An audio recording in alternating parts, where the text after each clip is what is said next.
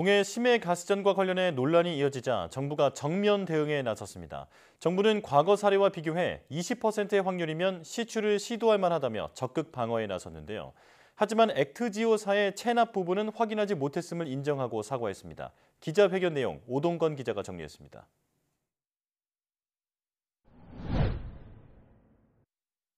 탐사 성공률 20%는 과연 높은 것일까? 시추에 천문학적 비용이 들어가기에 20%의 확률에 대해 많은 의문이 제기됐습니다. 정부는 각 광구마다 다른 방법을 적용해 확률을 계산해왔던 만큼 1대1 비교는 어렵다고 먼저 선을 그으면서도 시추를 시도할 만한 수준이라고 못 박았습니다.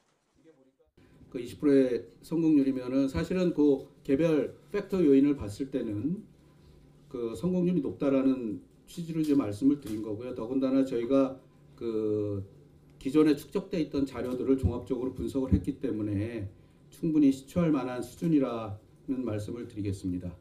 금세기 최대 심해 유전인 가이아나 유전도 같은 계산법으로 16%에 불과했음을 다시 한번 강조했습니다.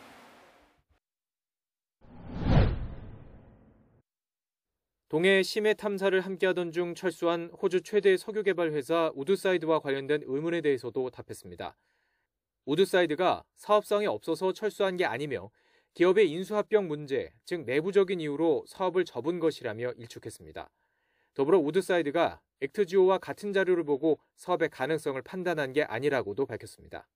서공사에서 독자적으로 수행했던 대륙분과 관련된 자료들, 또 그 대륙 사면과 관련된 자료들, 이 자료는 우드사이드가 분석을 안 했었고요. 그러니까 종합적인 자료를 기본적으로 액트지오사에서 분석을 한 거다라는 말씀을 드리겠습니다.